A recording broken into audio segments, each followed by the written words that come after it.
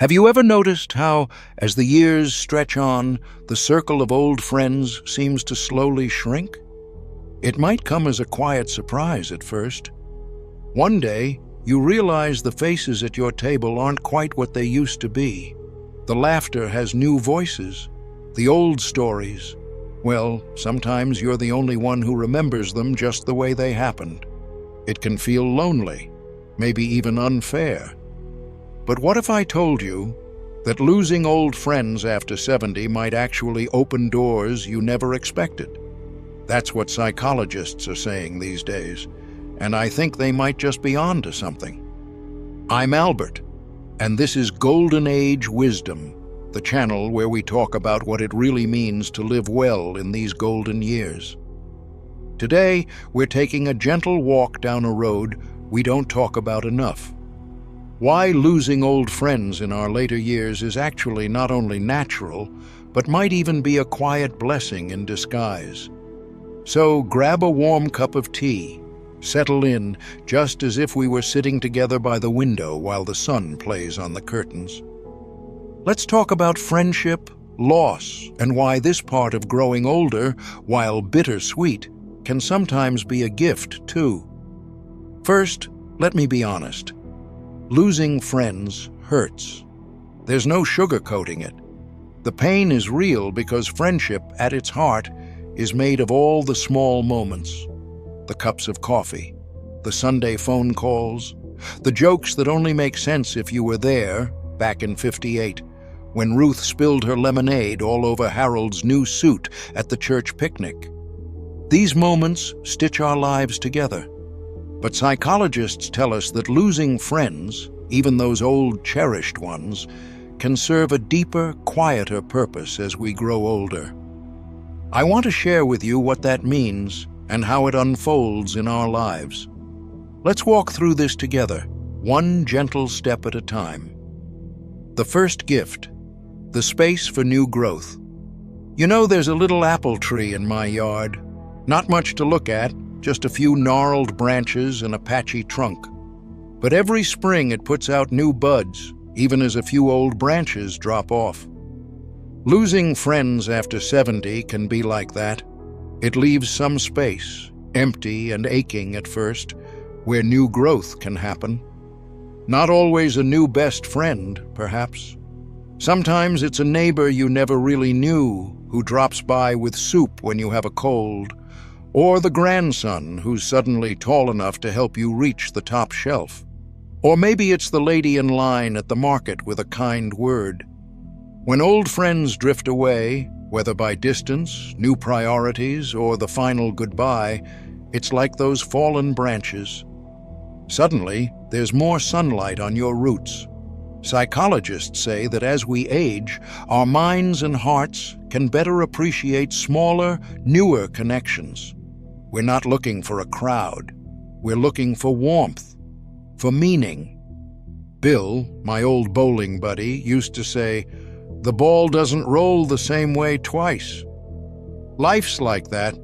After 70, we might discover that companionship can show up in all sorts of unexpected places. Maybe it's a book club you never had time for before, or the young fellow at the library who remembers you like mysteries, or even a friendly pet who adopts you as their favorite chair. There's real comfort in discovering new connections, even if they're not lifelong.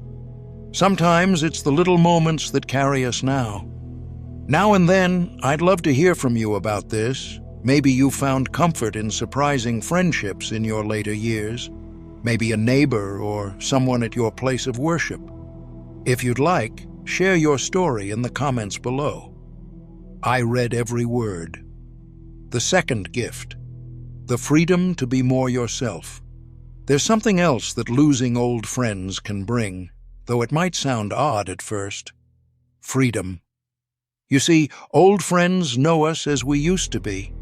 They remember when we were young and strong, or ambitious, or restless. Sometimes they even remind us of the parts of ourselves that have changed, or that we wish had changed. As we age, we shed old skins in quiet ways. My friend Dorothy, now gone a few years, used to say, with a wink, "Albert, I remember when your hair was the color of strong tea. Now it's all milk." We'd laugh, but sometimes an old friendship can make it harder to embrace who we are now. When life gently sets us adrift from certain friends, there's a quiet possibility. We can live more truthfully in the present. No more playing the roles we played at 20 or 40 or even 60. You can share your stories, not just as someone's old pal from the good old days, but as who you are right now. Maybe softer, wiser, a little slower, but also kinder. Ruth, after her husband passed, found this freedom. Her old friends knew her as the wife of Charlie, always bustling in the kitchen. Without that familiar crowd, she started taking painting classes. She wore bright scarves and silly hats, and met new friends who knew her as Ruth the artist. That never would have happened if her social life had stayed the same. Losing friends is bittersweet, but the sweet part is this open space where you can be spontaneously, quietly, gloriously yourself. Remember, if you've felt a little lost without your old circle, you're not alone. Many of us, myself included, have had to find ourselves anew in these years. If you'd like, leave a comment below about a new part of yourself you've discovered, or even just something you'd always wanted to try. The third gift, holding closer what matters most. Here's a quiet little truth psychologists have found. As we age, we get better at choosing what really matters. In our 30s and 40s, making friends feels like spinning a big wheel. You meet people everywhere, collect co-workers, bowling leagues, neighbors, PTA parents. The circle is wide, but after 70, our hearts narrow their focus. We want depth over breadth. Like sitting by the fireplace, we want those deep, warm embers rather than a roaring blaze. When some old friends drift away, what's left behind is the chance to really treasure the people who remain, whether that's new friends, family, or even the simple company of yourself. I think of Harold, my neighbor from down the street. He never did say much, but after his wife passed and my own circle grew smaller, we started sharing morning walks. We talk about the weather, the birds, sometimes about nothing at all. Somehow, those quiet moments feel more precious than any noisy party in my youth ever did. Psychologists say this happens because with less distraction, our hearts grow fonder of the time and people that remain. Losing old friends carves out room to savor what's really precious. A phone call with your daughter, a visit from your grandson, or just a peaceful afternoon by the window. It's a gentle shift, but one that brings great comfort if we let it. The fourth gift, the strength to embrace change. Change. It's steady as the tide, whether we like it or not. Most folks don't realize that growing older means becoming something of a champion at navigating change. Losing old friends may ache at first, but it can also help us build resilience. Like the roots of an old oak adapting to different seasons, losing friends invites us to find new ways to stay steady. Dorothy used to say, "It's the bumps in the road that make us slow down and notice the scenery." After 70, those bumps, goodbyes, changes, empty chairs at dinner, also help us become more resilient. We figure out new routines, fill quiet mornings with small joys, and discover a strength curling at the heart of us, a strength the young folks rarely glimpse. After my friend Bill moved across country to live near his daughter, I felt that hollow space. But it wasn't long before a neighbor invited me to his poker group, just penny games and old stories. It wasn't the same, but it opened a kind of courage in me. A willingness to try something new, to laugh at myself for forgetting the rules. That small act, the courage to seek connection again, is a kind of quiet strength. And so, each friend we lose teaches us something about holding on and about letting go. We learn to ride change like old sailors ride the tide, with dignity and acceptance. That too is a gift. If you're finding new ways to cope with change, or if you have a story about resilience you'd like to share, drop your thoughts in the comments. Your wisdom might just brighten another soul's day, too.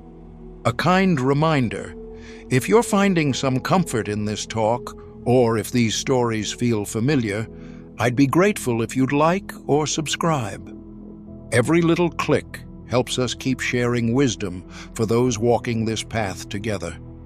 The fifth gift, appreciating impermanence, finding peace with goodbyes. Let me share another small story. I remember the last time I sat on the porch with my friend Ruth. She was knitting, I was sipping my tea, and the world seemed content to move a little slower. Out of nowhere, she looked up and said, "Albert, isn't it funny how the best things in life never really last?" It took me years to understand what she meant. But with losing old friends, psychologists say we become more able to appreciate the preciousness of each moment, because we know, deep down, that nothing lasts forever. This might sound sad on the surface, but it can be a relief too. Just like a good song isn't endless, the beauty of friendship often lies in its impermanence. Knowing our time with someone is limited makes each shared story, every laugh and comfort, even sweeter. As we say our gentle goodbyes, whether through distance or life's quiet departures, we can hold on to gratitude for the chapters we shared. We can remember that our story isn't defined by what fades away, but by the warmth that lingers in our hearts. It's okay to grieve, to miss your friends, but it's also okay to smile as you remember them. That's the wisdom time offers us, to feel loss and gratitude in the same breath. A practical note: how to open yourself to life's next chapter. I know, sometimes all this talk about gifts and growth can sound lovely but impractical, especially when there's an empty chair at your table. So, how do we take these lessons and turn them into hope? Here are 3 gentle ways I've found, and psychologists agree, really help after losing old friends. First, allow yourself to remember. There's no harm in reminiscing. Dust off those old photo albums. Tell the stories, again and again if you want. Our memories are a kind of treasure box. But don't be afraid to let new stories in. If you find yourself smiling at a young neighbor's joke, let yourself laugh. Second, try something small and new. It could be as simple as taking your morning coffee in a different spot, or striking up a little conversation at the library, or joining in a card game, even if you don't know the rules. Every small act of openness is like planting a new seed. Third, give yourself grace. Some days will be heavier than others. That's okay. Grief has its own timetable, but each new sunrise is proof that life's still unfolding, with new joys around the bend. Harold, ever the philosopher, once told me, "When one door closes, sometimes you have to oil the hinges on a new one." It's true for friendships, too. The 6th gift, the quiet joy of solitude. I'll let you in on a little secret. With fewer old friends around, the quiet can sometimes surprise you. At first, it can feel like an empty echo, but after a while, it can turn into something softly beautiful, a kind of gentle solitude. Solitude isn't loneliness, not really. It's the chance to sit with yourself and enjoy the peace of your own company. Psychologists remind us that as social circles shrink, many older adults find unexpected happiness in these quiet moments. Think of it like a favorite old song playing on a record player. At first, you listen for the instruments, the voices. But eventually, It's the silences between the notes that make the music sing. I find peace in watching the birds outside my window, or in the sound of my daughter's laughter when she calls. The quiet reminds me that I am still here, whole and enough, even with fewer voices in the room.